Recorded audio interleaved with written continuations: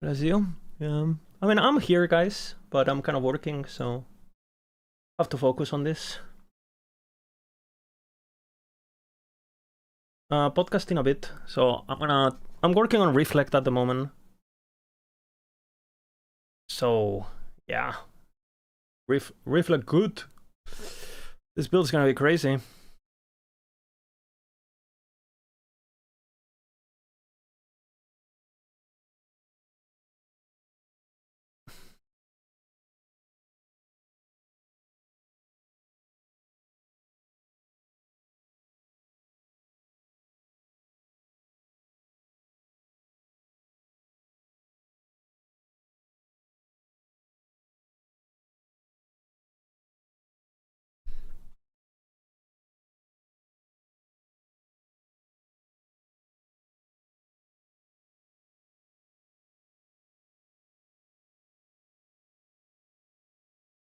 Can't wait to try it. I mean, Abo's gonna be really, really good. I think it's gonna be second best, but the bear is gonna be the best by far.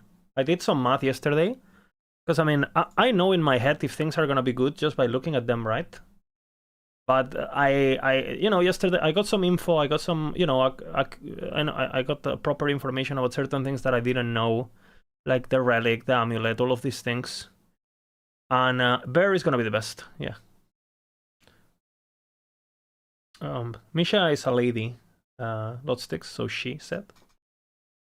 But no, I mean it's gonna be good, but Abomination is gonna be good, but Earthquake is gonna be much no worries, much better. I think much better.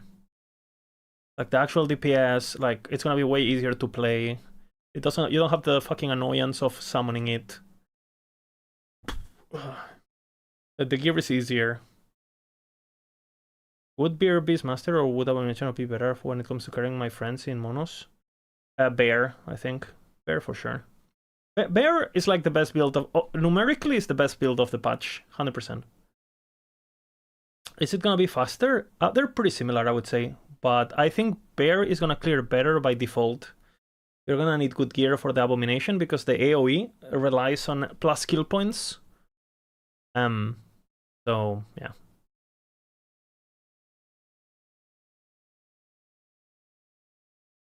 Okay. I had an error that someone pointed out on Reddit. Just wanted to ask about the swipe. Yeah, basically what I asked about the relic, and they told me that the T-Rex is considered a permanent minion and will use inheritance of the erase. So basically, well, I made a fucking 40-minute video on YouTube about it. So you can check that out, I guess. You can check that out. I explain everything there. And it's actually gonna do more damage without the T-Rex somehow. Because I didn't realize how OP Nest of... whatever it's called, Nest of Nature, I think it's called, the relic. I'm in love with that relic, it's so OP.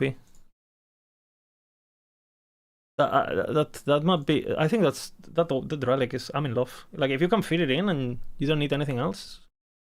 So nice. I've been working a bit on my starter too. Like, I'll share that a bit after the podcast or whatever. Or slightly before the podcast. But I'm working on Shaman. Reflex Shaman. This build is gonna be something. This build is gonna be something.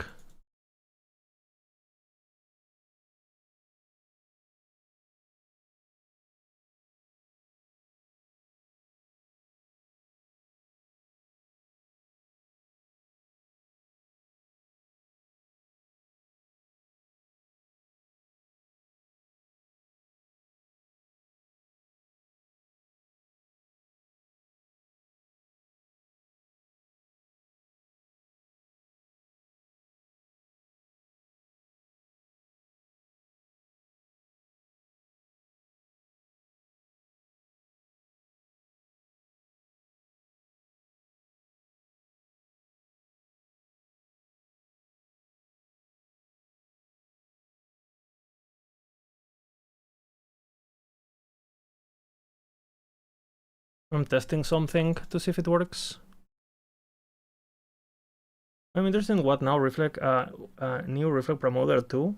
It's gonna be I mean, I done some napkin math very quickly to see if it was worth to do, because a lot of people were asking about this, right? A lot of people were asking if I was gonna do this guide. It looked interesting, so I thought, why not, right? I'll take a look at it. And with the planner I'm posting, with the endgame planner, right, which is like the standard for last Epoch, 1 LP, whatever. You should be able to do what is it called? You should be able to reflect 1 million damage to bosses, like 1 million basically, because your regular reflect is gonna be like around 200-300,000 depending on how many times you cast Thorn Shield, and obviously that's gonna be, well, that's gonna be interesting to say the least.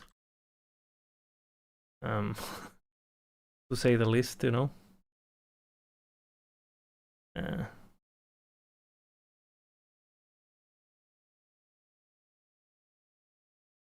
It's gonna be very interesting. Will the clear feel way? How will the clear feel? It will feel okay. It will be okay. It'll be good. I think it'll be good. You shouldn't really worry, I feel. The earthquake is gonna be nice. You know, I think the best clear is gonna be the Sabertooth. Like the Sabertooth, yeah.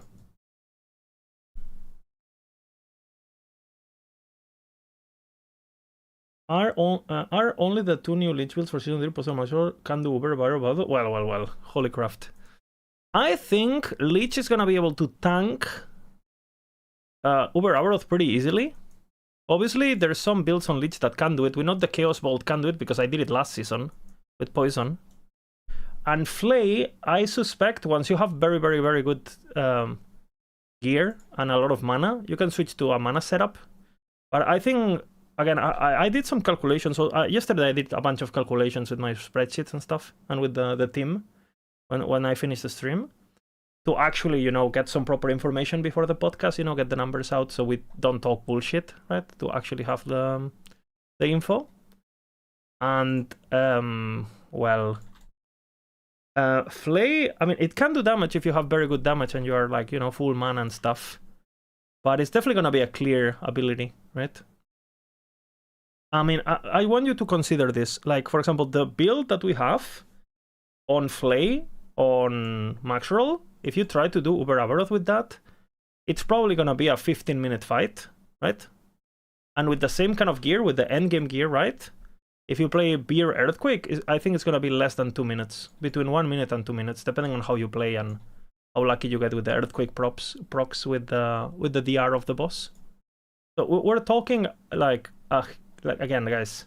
I'm gonna play Lich for fun, you know. I'm just saying, just be aware that the kind of difference that we're talking about is, in terms of power, it doesn't even make sense, right? What I'm trying to say. A big fucking difference. So yeah, just know that, basically.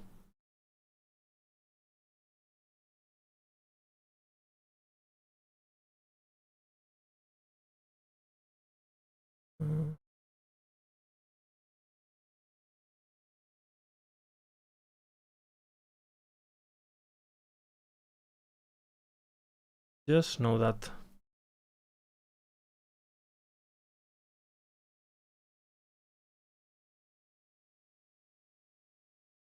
See what I do with the fucking bear.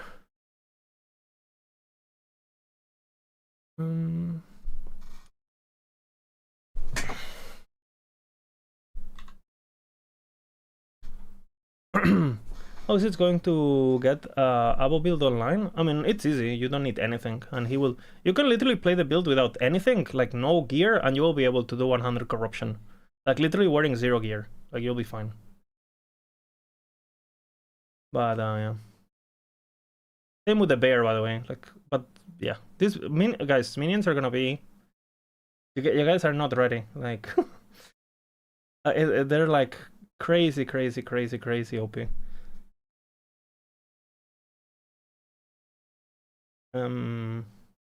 Will the monolith gameplay clear field with Bear Earthquake? It should be okay.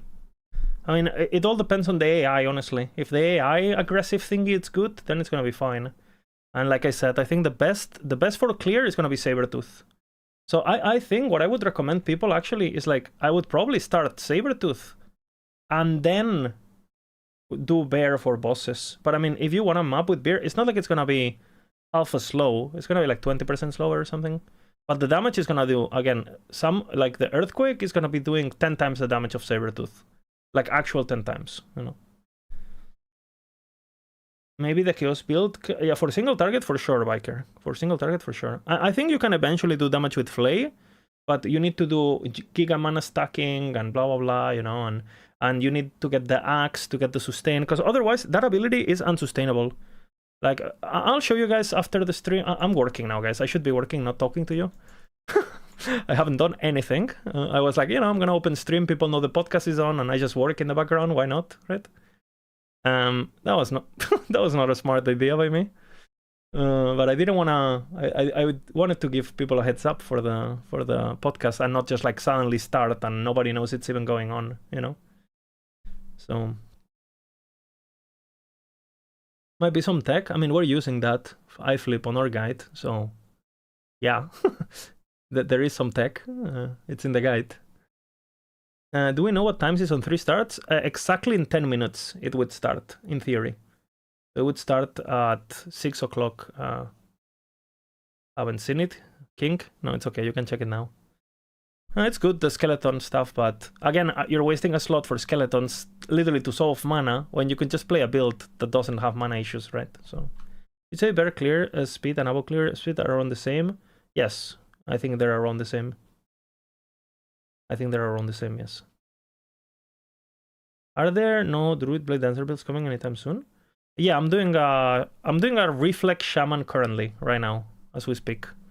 And Blade Dancer, I have a Shadow Cascade lined up, but we will see if I have time, right? Like, I haven't slept, basically. I'm awake. Like, Misha can be, who's in chat, Misha can prove that I basically I haven't slept, pretty much. Because I'm still awake when she goes to sleep, and when she wakes up, I'm already awake. So I'm like, I don't know, I go to bed like at 3 a.m. or something, and by 7 a.m., I'm awake, like, yeah, like, I don't know what's happening. Like, I guess I'm stressed, work, you know.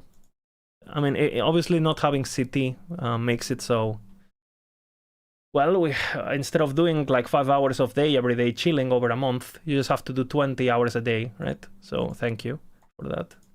And again, the tier list is going to be as accurate as before, and everything's going to be as OP as before. So the only one getting screwed is myself, Stutch.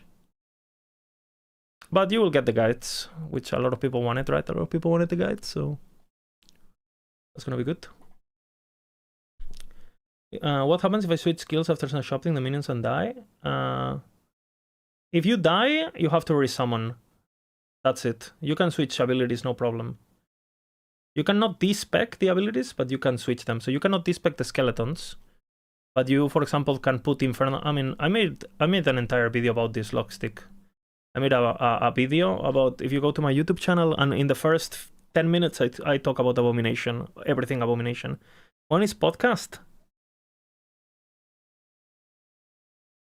Okay, Misha, look at your screen, okay? it's in 1 hour 10 minutes.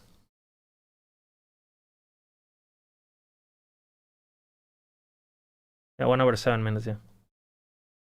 But I wanted to farm viewers while I was still able to work. It's not really going well. I don't know why I spoke. I should have just kept silent. I was catching up on sleep. Yeah, I tried taking a nap, but get a countdown.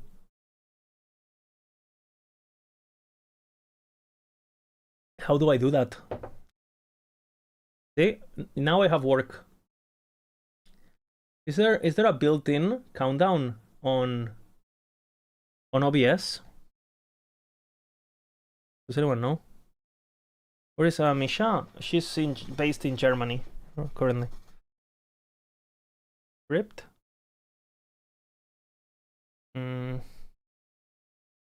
Let's see.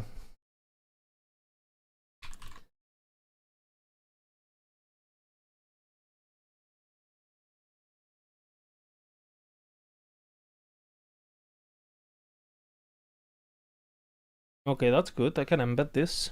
Okay.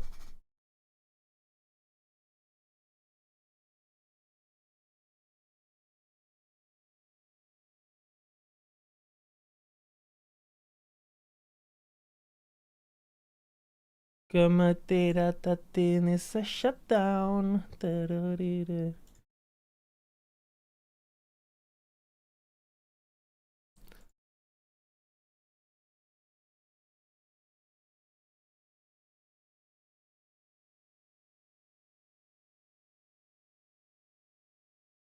Dude, I'm losing time doing this now. Fuck.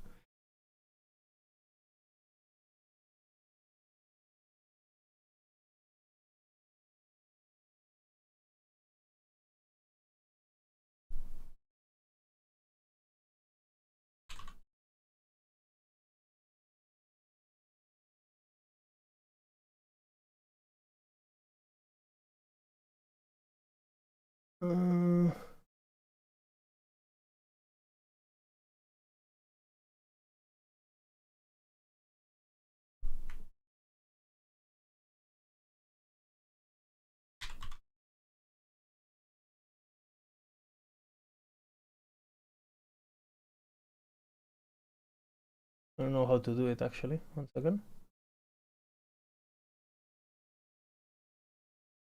Okay, maybe like this.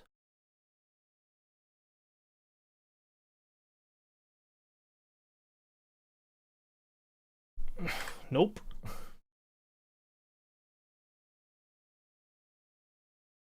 You're missing win machine mix. Dude, the fucking ads are winning. I have Technomix.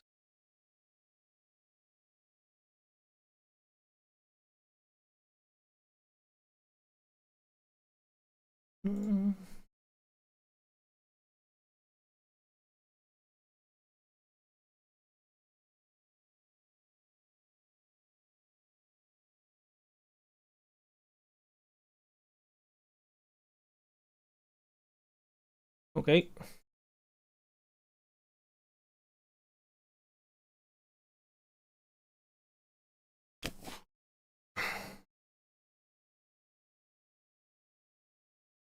Dude, how the fuck do I embed this? How to embed?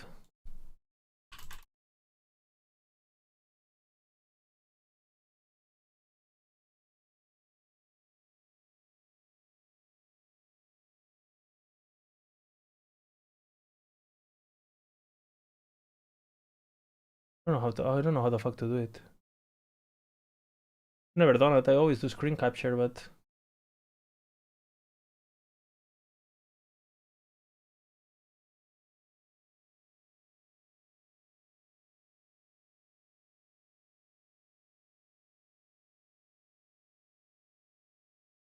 no countdown. Fuck.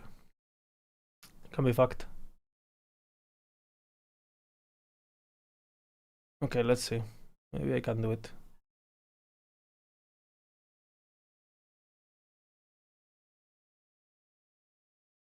I don't know.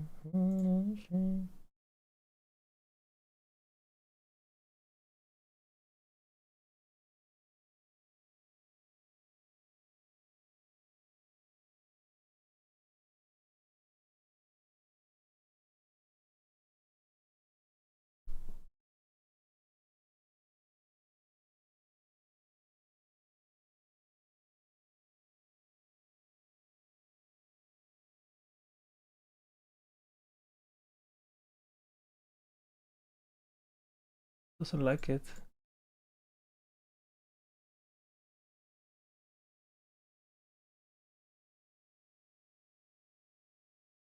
I'm losing so much time. Hey Lisa, what's up? We talked to Rax chat this morning. Will you be playing Flay? Probably. Yes, I'll be playing Flay, but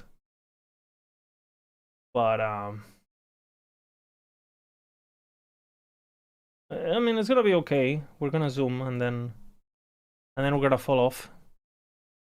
Okay, I was trying to work. I haven't done anything.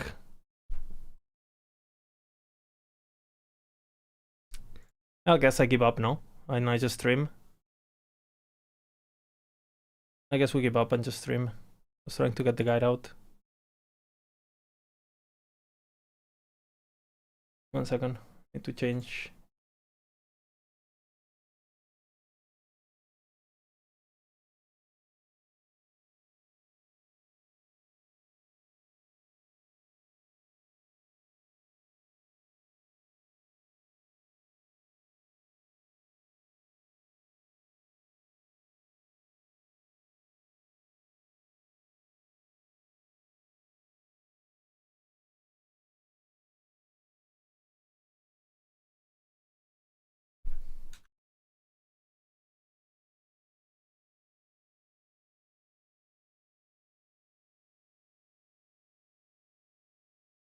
Okay, I give up, guys. I give up. I'm here.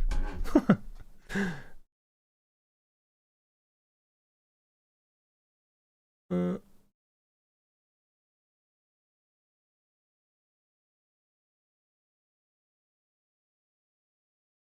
you go. Maybe we need to make it bigger. Otherwise, you know what's gonna happen otherwise, right? Lizard!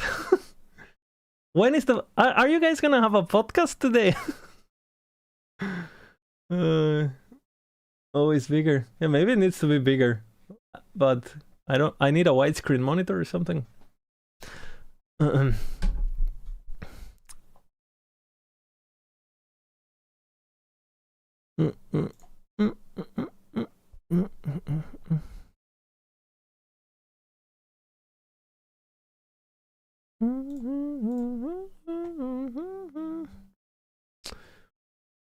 What's up? How are you guys doing?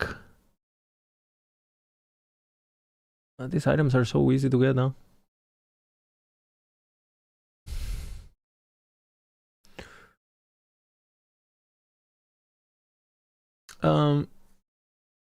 By the way, Misha, I got rid of the Twisted because Twisted doesn't work on this build. Doesn't give you anything. You don't have a magic ability to use.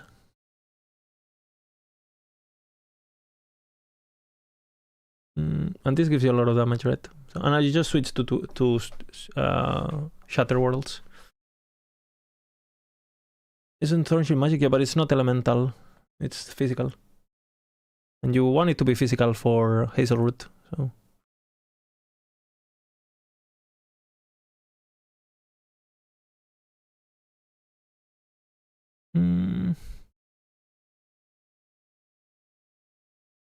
That's fine.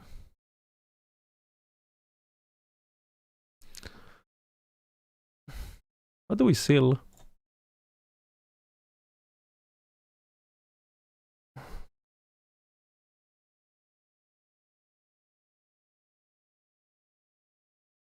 Not bad.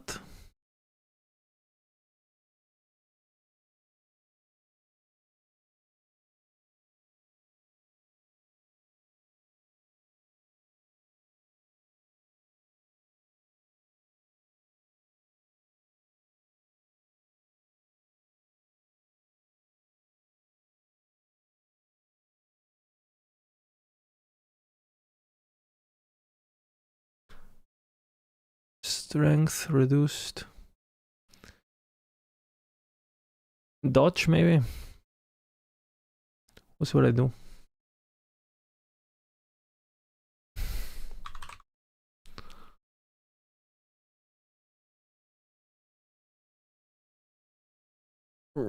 This is Reflect. Yeah, it's gonna be really good. Really good build. It's a bit... the gear is a bit... troll, I'm not gonna lie. And you have this problem that basically you can't really use more abilities. Yeah, it's a bit on the interesting side. Unfortunately, he won't roar. So that was annoying. So I think I'm just gonna make him tanky. Let's see if he can do more frailties and shit.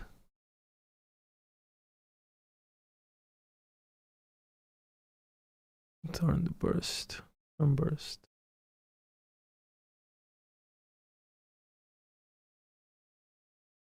Maybe I do. Will this be a bad build? Nah, this is gonna be doing 1 million true damage to bosses. Because reflect damage ignores all mitigation basically. Well, except a specific, you know, less damage taken modifiers from the monolith. So TLDR, like, yeah, it's gonna be, yeah, the amount of damage you're gonna do, you're not gonna believe basically. I don't know, no, I don't know if I like this anymore. 1 second.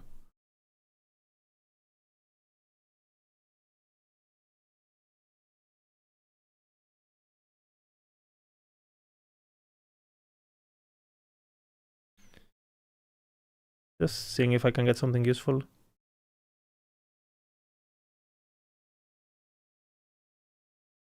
Chill. That's good actually.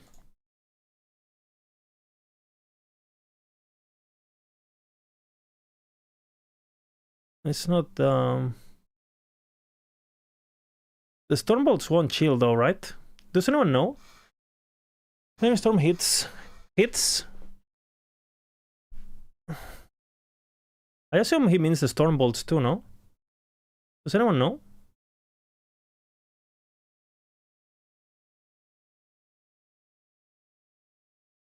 Could be only.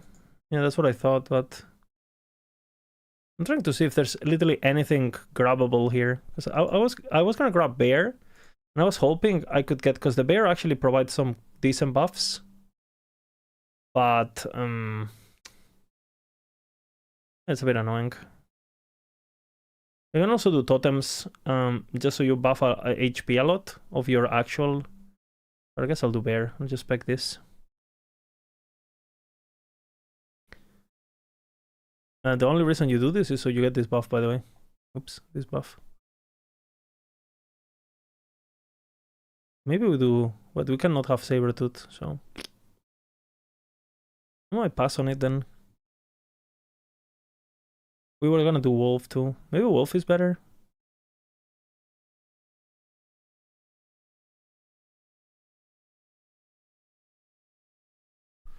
Let's see. Wolf can actually give good buffs, and he can actually proc his ability, so.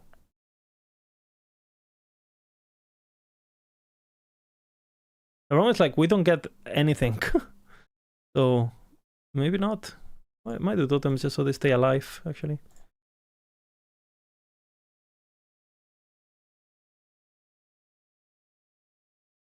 So we get more Fizz Res. It's not horrible.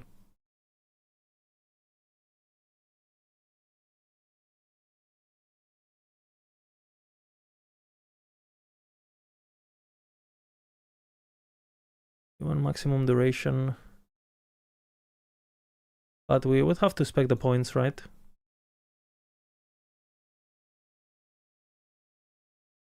Where is it? Too many points. Too many points. Legit nothing, huh?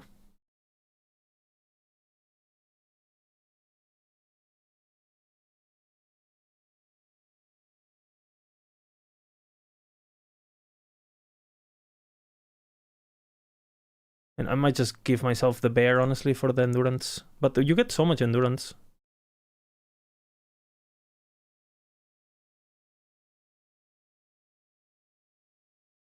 Very such.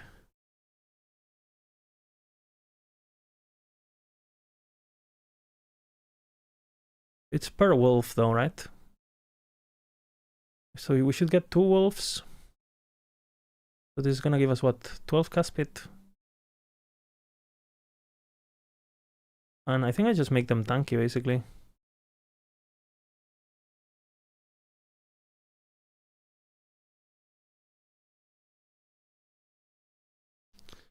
We're gonna get his anyway, but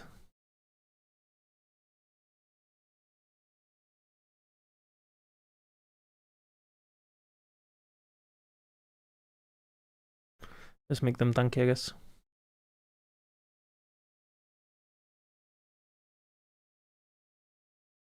That works.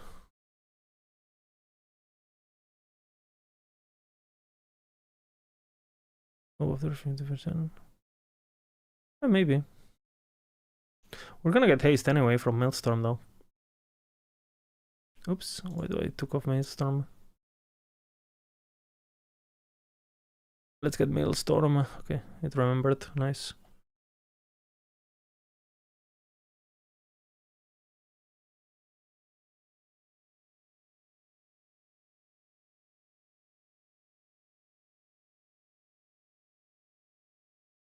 We do. This is the order.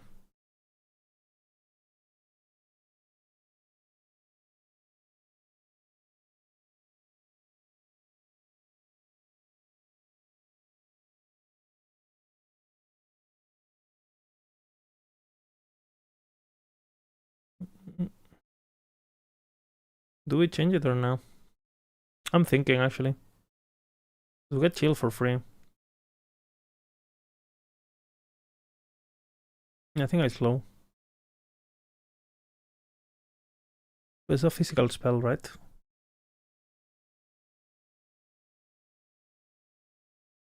We make it physical, so it casts.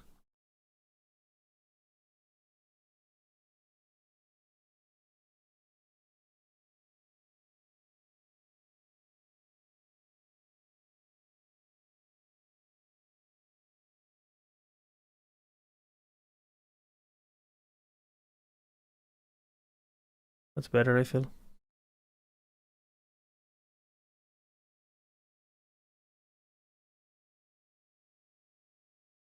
This order is better.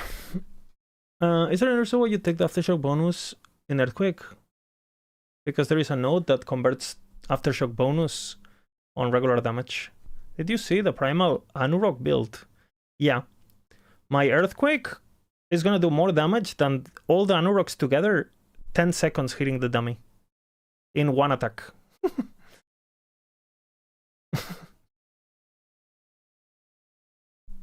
Pretty much. So yeah, I've seen the build. It's gonna be okay, you know, it's gonna be cool. But it's not gonna scale to the level of Bear or these things. Like, you need to understand, the frogs... The frogs are gonna be hitting like mobs for like 20 to 40k, depending on the gear. Maybe like you can get them up to 60k. The Bear is gonna be creating mobs for 1 million plus, you know. So, and again, the good thing about the frogs probably is it's gonna be pretty cozy, you know, because if they die, they just resummon and shit, and it's gonna be pretty like, I mean, it's gonna be a pretty dank build, you know, it's gonna be fun. But when it comes to actual power, not quite, you know.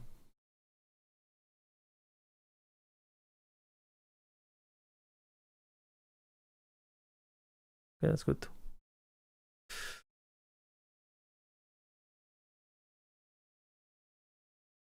Good.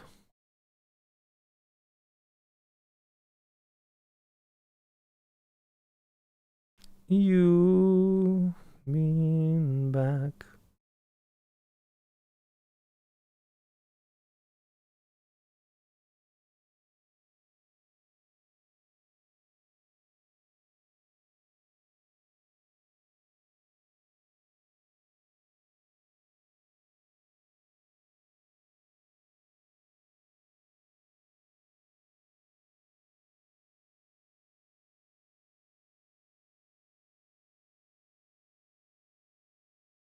It's gonna be pretty cool. There's a link. His guide. Yeah. Each Maelstrom gives 44 fire with 11 frogs. The frogs scale like crazy with Julia's pad though. Yeah, but it doesn't matter how much damage you give to the frogs. Podcast at 7, yeah. It doesn't matter how much damage you give to the frogs. You need to understand. You need to understand, guys. My Earthquake, right? With my endgame gear, right? No, nothing fancy. 1 tier 7 endgame gear. It's gonna do 150 million. First ability, right? 170 million. Second slam. 200 million. Third slam. 1 earthquake. This is not counting that while this is going on, he's swiping and he's attacking and, you know, 1 earthquake.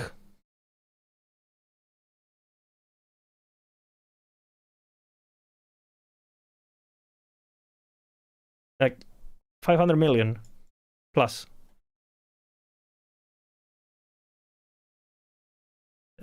Keep in mind, this earthquake is getting buffed by Berserk from Warcry.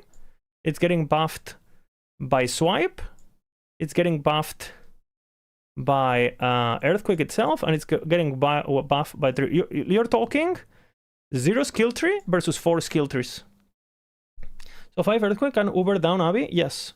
I think you are gonna see people killing Uber with 1 Earthquake.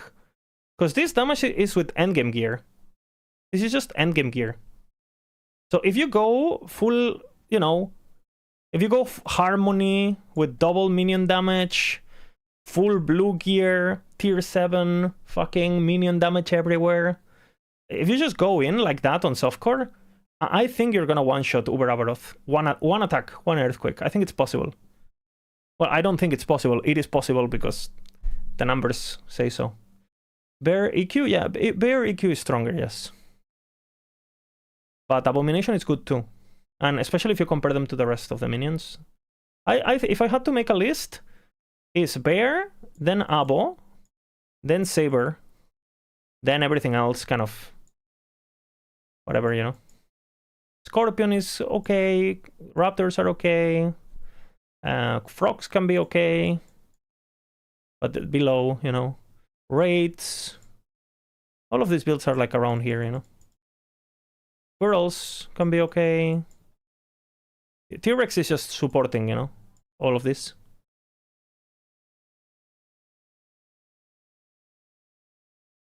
How's the mapping? Yeah, it's gonna be okay. It's gonna be okay. I would say it's gonna be similar. Imagine you were playing Erasing Strike, but with cooldown, basically. But you still had the echoes, right? So you would go, you wait 2 seconds, boom, boom, boom, and then you go. Bear or Flay Lich? Not sure I want to start it. I mean, in terms of fun, I think Flay is going to be much more fun in terms of the playstyle. I think Flay, if it works how we think it works, with the, you know, with the permanent dashing and all that, I think it's probably going to be the most fun ability they ever released. But if you want to destroy the game, you play Bear. How's the 0 to Uber Abbey? Again, you can. I'm pretty sure you can kill Uber Avaroth like on blue gear on Earthquake if you really want to. Like blue gear, I think you can kill Uber Avaroth. As long as you can do the basic mechanics for a couple minutes, you can kill Uber Avaroth on blue gear.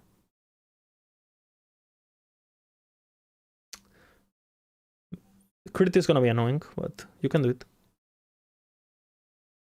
Maybe farm with Bear? No, I think it's the opposite, basically. I think you start with Leech because it's fast. And then once you have the Earthquake gear, you just roll a Bear directly to Monolith without having to do normal Monolith. Because the thing is, like, I think the Flay build, Leech in general, again, if you watch my YouTubes, right? Like, you can get to Empowered Monolith in, like, fucking... If you know what you're doing with Leech, right? Without Flay, without anything, just Leech being Leech. You know, I can get in hardcore, I can get to Empowered in 4 hours 50. Let's just say you get in 5 hours. You know? No, I'm writing it as it is. Thinking it should be done by the end of the night. It's taking me a bit of time because it's quite obscure mechanics and I had to do a lot of research. How tanky is Bear against Uber Avaroth? Do you have to macro him out of the... I think just the first attack. You know, like the... You know, whenever you get out of the... Everything else you should be able to face tank. And again, if you're curious about how do minions do on Uber Avaroth, I've, like, on my channel... I mean, my channel seems to be a pretty handy place for information, guys. Just saying. You know? Just saying. But I have Uber Avaroth on Sabertooth last patch. So this is before the buffs. I'm killing it on 7 minutes, you know? And you can see like his tankiness and stuff, you know. You have to get out of the main attack, right?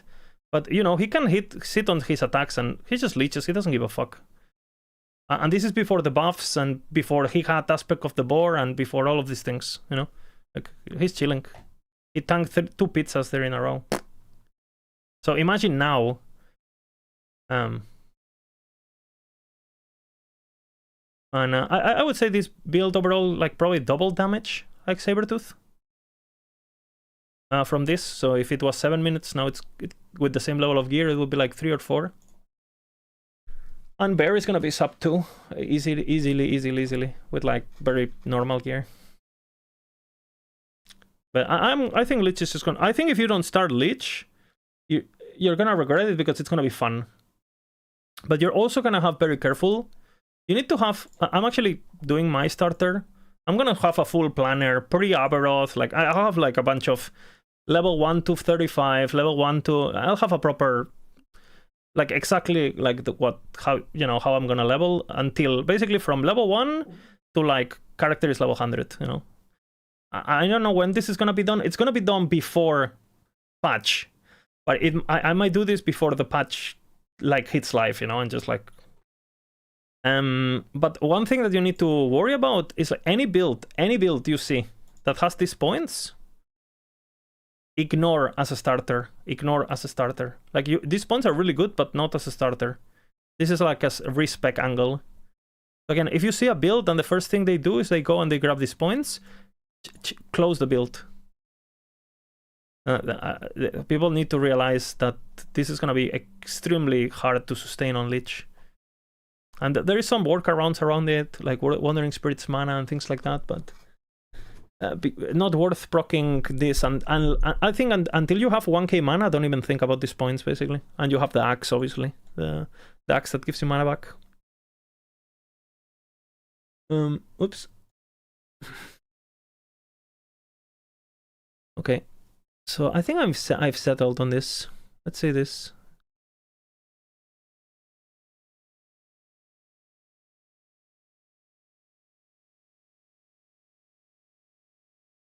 We're for sure gonna take that later. We need Spriggan, so...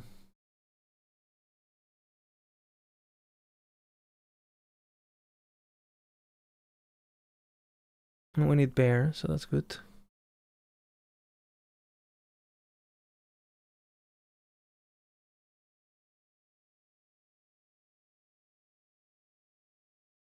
Actually fairly good.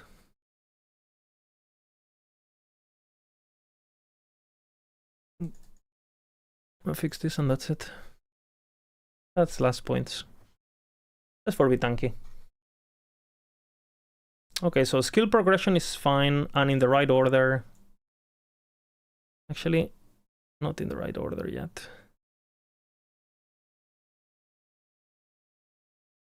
Yeah, I think it is in the... Oh, fuck. What do I do here? I think these are the last points. Have to be.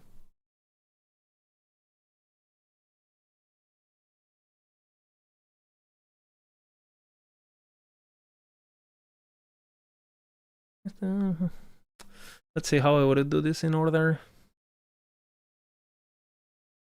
Okay, 1 second here.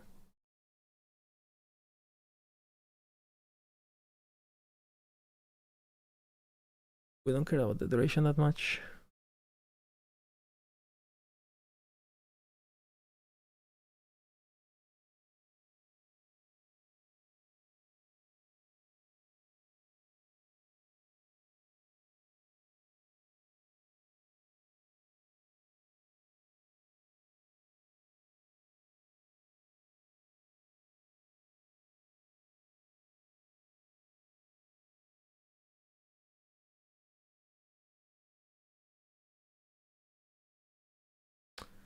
Do we do this?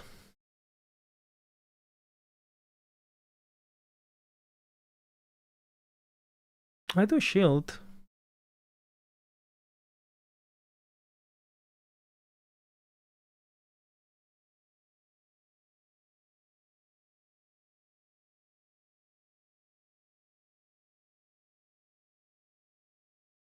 One second.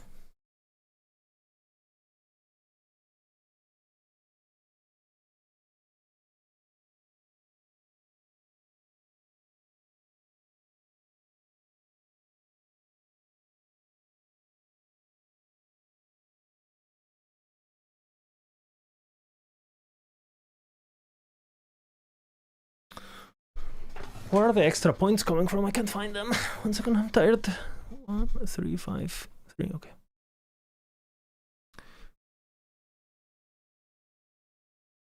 That's good. Okay, this is looking good. Does reflect damage scale of my more and increased damage mods? No, Mattia. So 10 PS. Yeah, it's in basically in 40 minutes, the podcast. How many bottoms you press on this build? 1 bottom. You press 1 bottom. It's an actual 1 bottom build. Well, I mean, you press your binds, and after that, because they generate rage for you, and after that, you just go 1 bottom.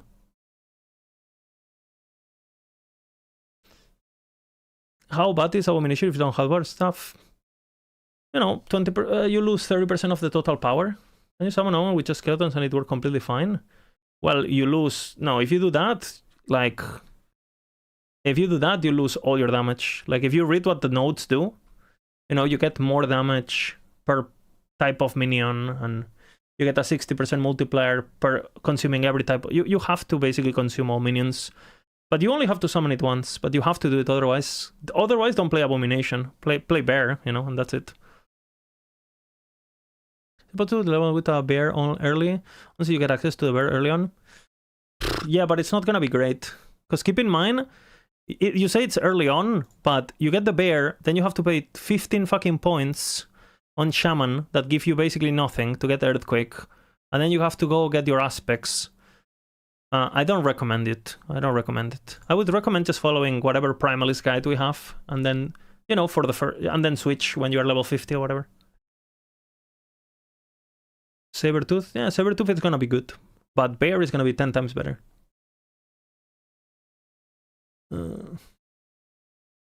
We can 11 first build much faster using other build. I would use other build, Alessandro. And yeah, basically how does Reflect work?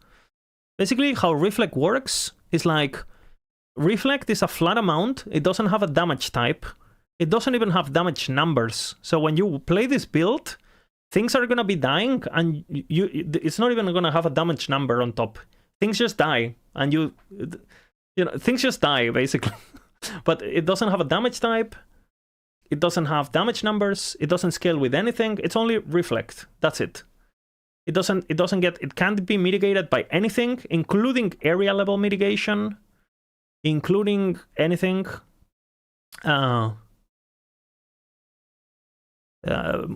When I say that it doesn't scale with anything, it means obviously it scales with reflect damage. Of course, if you have reflect damage per X. But I'm saying it doesn't increase with general multipliers, with general increased damage. None of that works. And the only thing that can mitigate reflect damage is the multiplier, the modifier in Monolith called enemies take less damage when high health. That actually works against. But for example, if you have, like, if you calculate your damage, that is the damage that you will do to Uber Abaroth, basically. Did last Epoch go down? No. I'm just like theory crafting stuff. What is this? What if it's a penis? A giant one.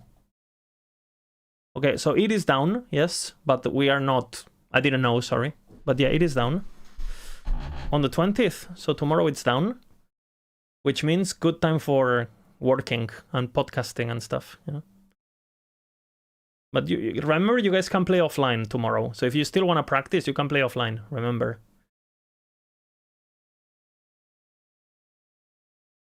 Lamau, my whole character is gone. Hey, it is what it is. Is this the meta to be immortal and just walk around? Yes. That's exactly the build, Mattia. And this build works kind of without the chess piece. But without the chess piece, you basically have 0 boss damage. 0. Because without the chess piece, you basically have to actually get hit to reflect anything. And what the chess piece allows you to do is it allows you to reflect things that are just in front of you. You're like God, basically. You're like, oh, you know, and everything that looks at you just melts, basically. And but you guys need to understand that the difference. Like, just to illustrate, right? Let's just say you're fighting the dragon boss, yeah, the big dragon boss on the big circle, right?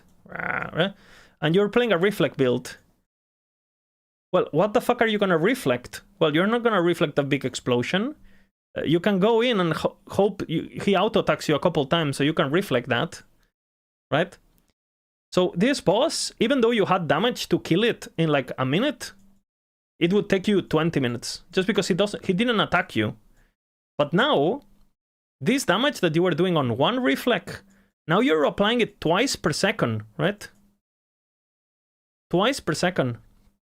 Does it reflect dots? No. It's when you get hit, you have to get hit, and you reflect a flat amount. We're not doing percentage reflect, we're doing flat reflect. Are server down? Yes, the servers are down, yes. So basically, you stack flat reflect, then you increase the flat reflect, thanks to the weapon and the shield, sorry, with attunement. So let's just say you have, 2000 flat reflect, and then, you buff this by 1000%, now you have 20k, right? And then this chest piece multiplies it by 4 and applies it twice per second to the boss, even if it's not hitting you at all. It's like you're reflecting your presence, basically. You become like a fucking giga chat, This is the aura build, you guys. If you want aura farming, this is the aura farm build, you're at work maybe, and you have to hide that you're gaming from your boss.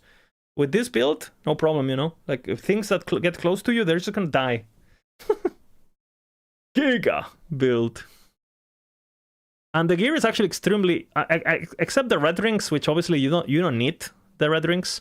Everything else is super... Like, look at these items. Like, level 21 legendary potential, level 16 legendary potential, level 48, the level 50, level fucking 20... level 60, like level 28. All of these items are super easy to get and to stack. So that's kind of giga. Kind of giga. All right, let's do the aspirational.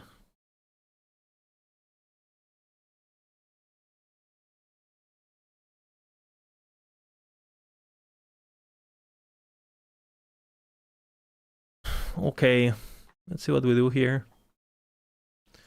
Attunement everywhere, of course. Health.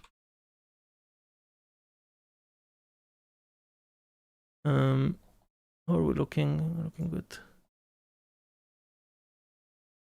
Reflect. You don't care about the percentage reflect, by the way. We're still running crit avoidance, no? We're running... We need crit avoidance, actually. Because we get 72 from the fucking Spriggan, so we need to get it somewhere. Probably helmet, actually.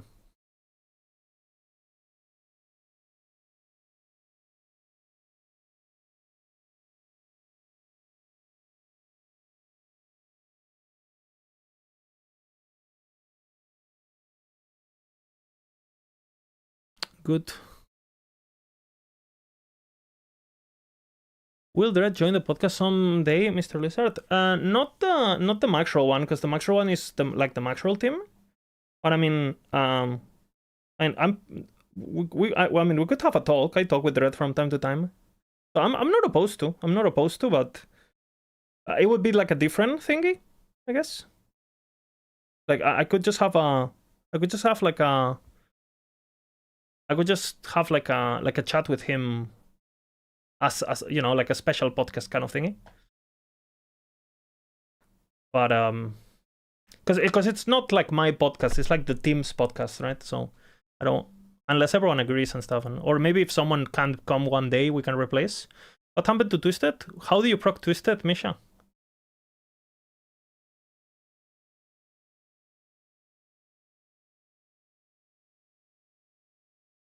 How do you proc it?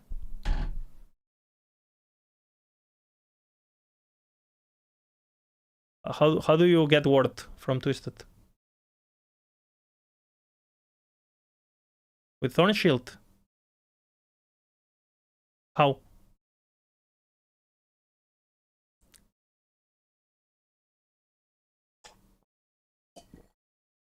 Next topic. What if we go cold conversion?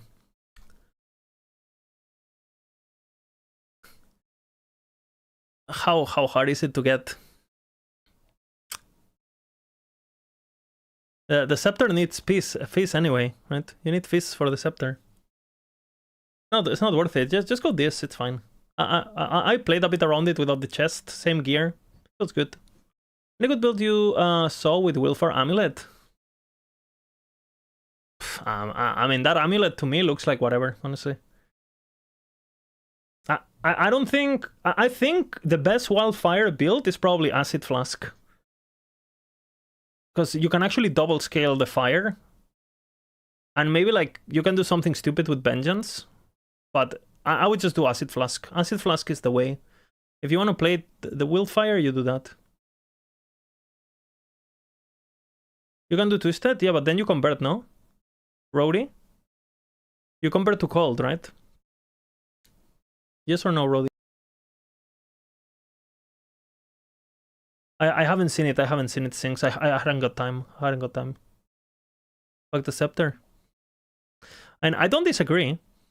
I don't disagree.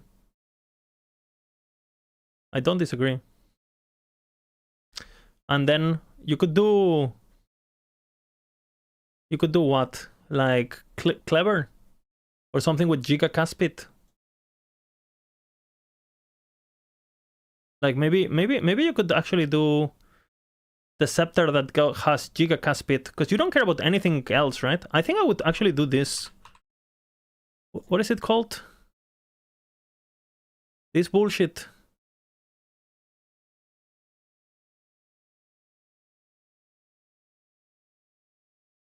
Oh, where is it? This thing. This thing.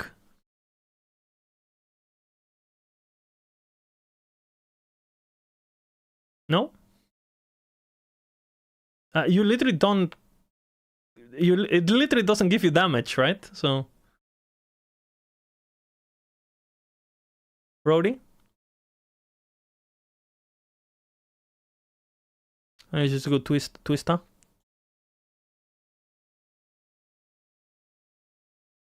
So this build is gonna be pretty crazy. I wouldn't be surprised if you play that.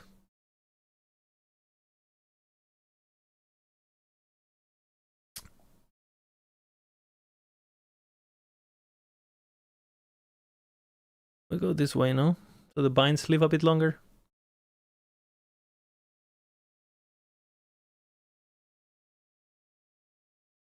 And what do we probably do this, no?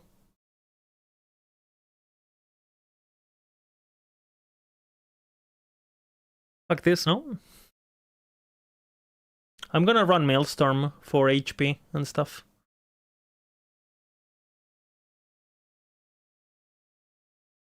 For healing and haste, and I assume you do that too? Well, the HP and word version are going to be good personal choice, I guess.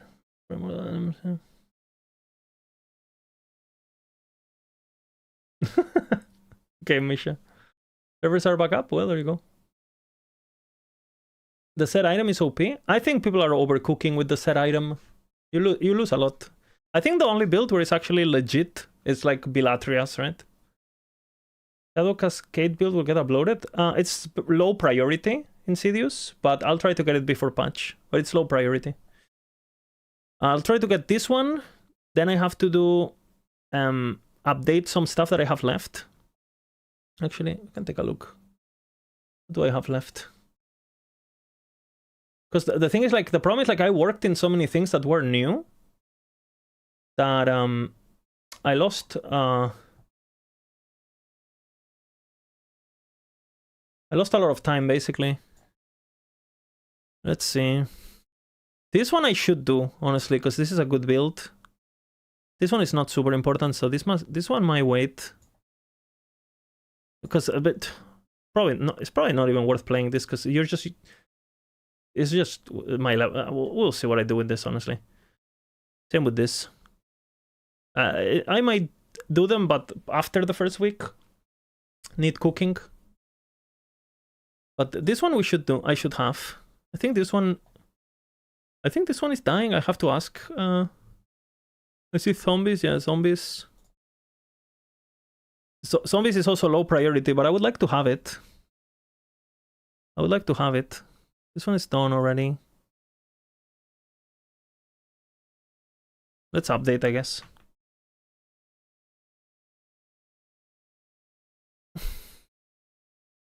This one is done too. I mean, this one's multi-strike. To be honest, nothing really changed on this build, so I could have. These ones are gonna be very fast updates, and I wanted to see if it's worth changing to bleed, but I might just keep it as ignite for the time being, and then we'll see what I do. And then this one is super low priority. This one would be, I think it would be this one, then this one, and this one Bean is doing. I did dive bomb today actually. Oh, I completely forgot I did this one. That's nice. I know I did Umbra Blades, and I think dive bomb dies honestly for the moment until someone. I'm just gonna wait for the fucking Koreans to find something, and I just yoink it. You know, can't be fucked. We'll see. If something is broken that is worth having, I'll have it, and then we just have the Umbra Blade build, which is already updated.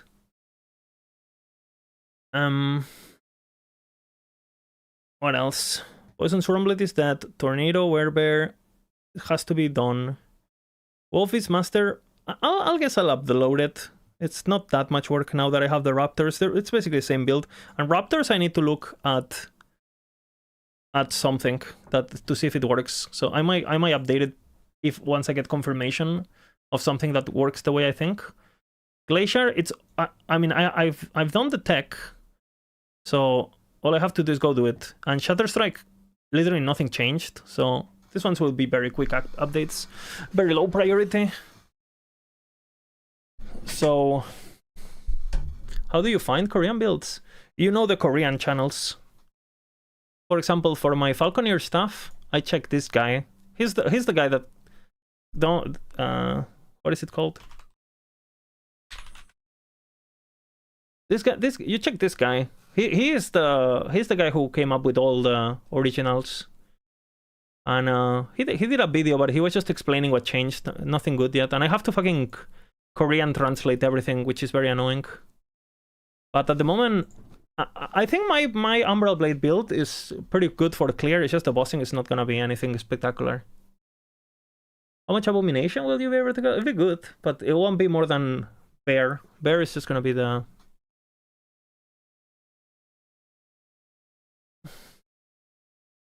What's changed? Well, I updated it the same day that I released it, like so.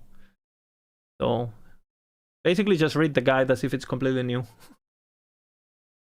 You go Skeleton for mana? On what? You can do that on Flay if you want. I don't think I'm gonna do that on patch day though. It's annoying. I think I'm just not gonna spec Bone Course Aura and just like go full AoE bullshit with Reblood and stuff. Like full farm basically. I'm gonna be ZDPS, but I'm gonna have crazy AoE. That's basically the plan. Yes, Tomaka, yes.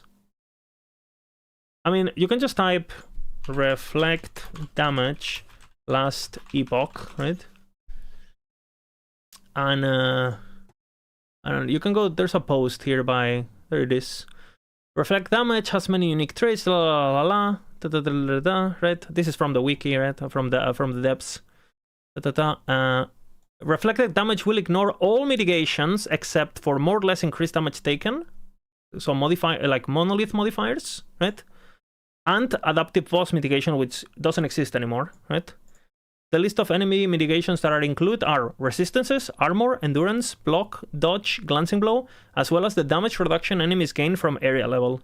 All reflect ignores area level. And there's the solution, there's the answer.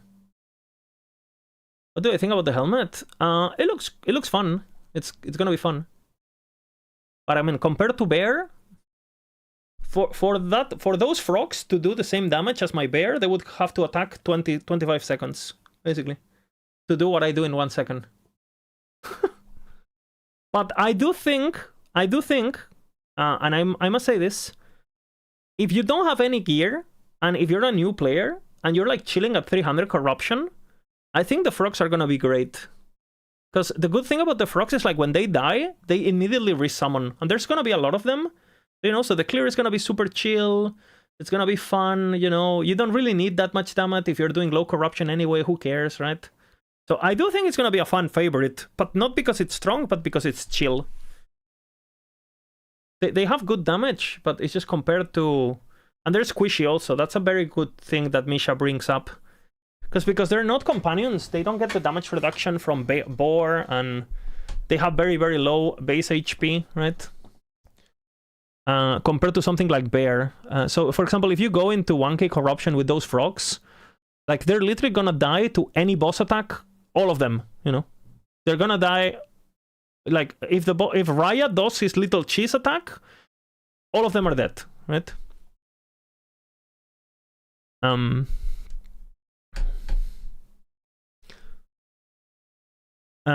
haven't done the boss tier list yet, so just take a look at the endgame tier list. Is updated. So yeah, Uber. Yeah, if you guys wanna have the what is the Falconeer? What is the Racing Strike of this patch for Uber Avaroth? It's Bear, okay? And but Lizard, how do you know it? Well, you have two choices here. You believe in what I say, or you believe on what somebody else say. Now, you can believe whoever you want, but you need to be careful about who you choose to believe. Why Bear and no Abomination? Because basically Bear has 4 skill trees, Abomination only has 2. 3, actually. Actually, 4, 2, actually. But way less multipliers. And less damage effectiveness. Pretty much damage effectiveness is the only difference between them, actually. No, Misha? If you actually look at it. Because they're similar cooldown, they're similar everything. But Earthquake has 700 effectiveness, and that's pretty much it. I'm betting all my stock on Bear Lizard. Yeah, but Earthquake is 700, Mercedes, no? Or have they nerfed it? I think it's 700.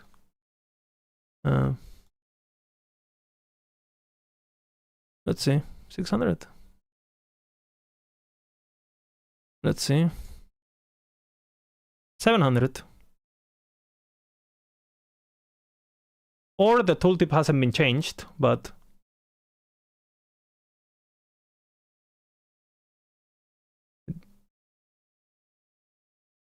it might be a bug, you know.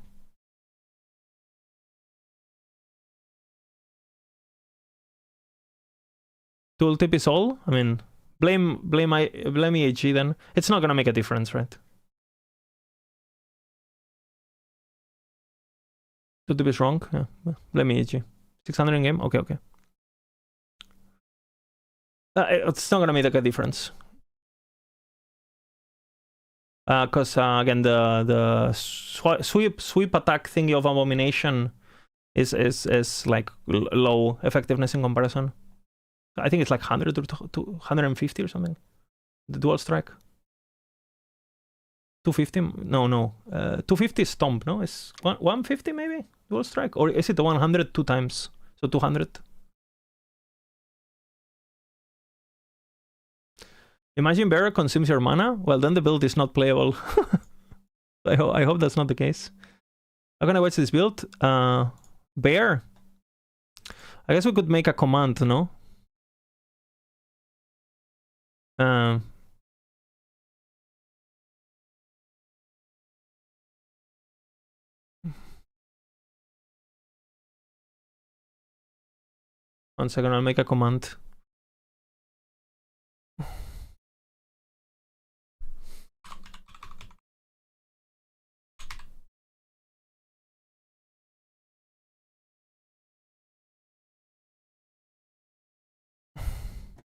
There you go.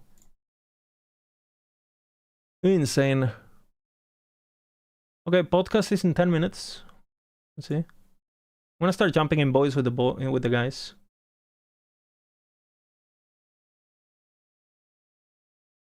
Actually, let's do it on a.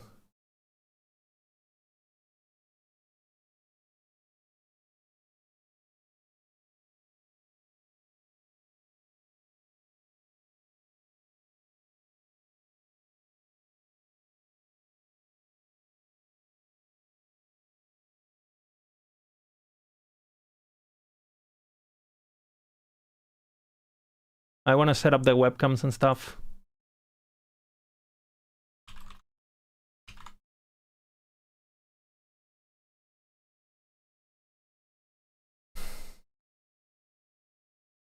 Yo, let's see if I set up the audio and stuff. Can you speak? Hello, hello. Testing. Okay, that works. That works. Dude, I'm already better at this than before. Holy.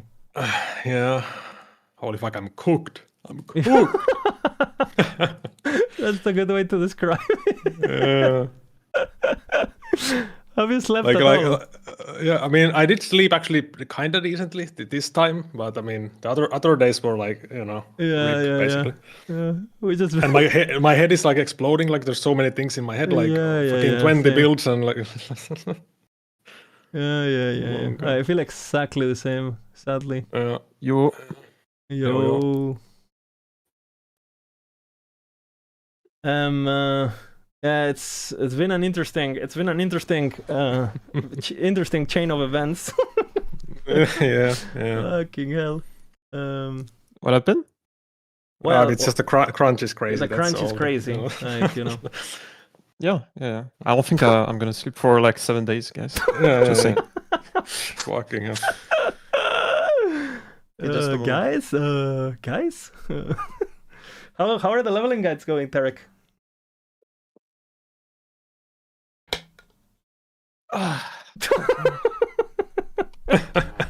He just breathe, man. He just.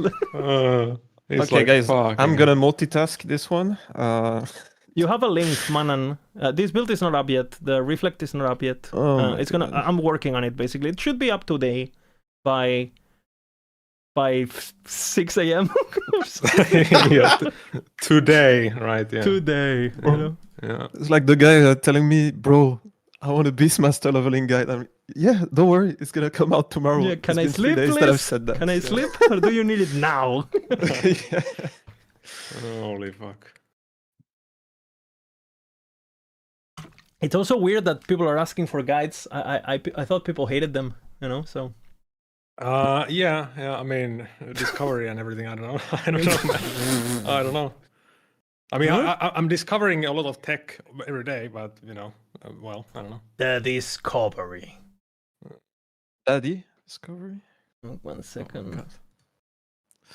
Well, now as always, I'm trying to set up the webcams, and fucking Mr. You know who. Oh yeah. That you know? that guy. Yeah, that guy. You know? I'm gonna message him like, Bina, wait. You know who? You know.